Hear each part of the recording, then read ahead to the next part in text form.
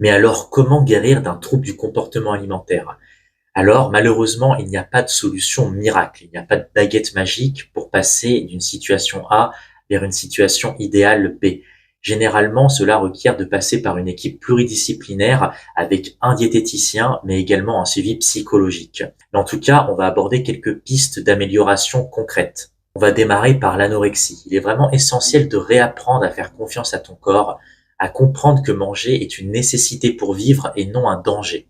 Cela passe souvent par un travail sur la perception de son propre corps et la gestion des peurs liées à la prise de poids. Généralement, il est conseillé de faire quelques exercices devant le miroir, de prendre quelques minutes chaque jour pour s'observer dans un miroir, habillé puis progressivement en sous-vêtements.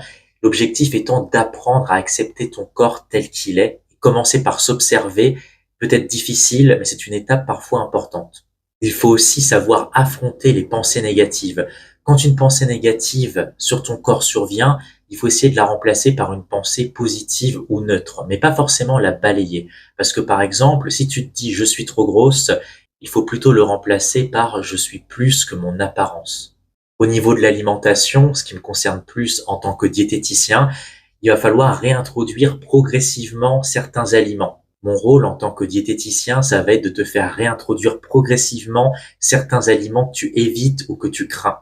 On va bien sûr commencer par te réintroduire des petites portions, avancer pas à pas et se fixer des objectifs réalistes avec des petites récompenses pour chaque progrès. Il est généralement important d'établir des horaires réguliers pour les repas aussi.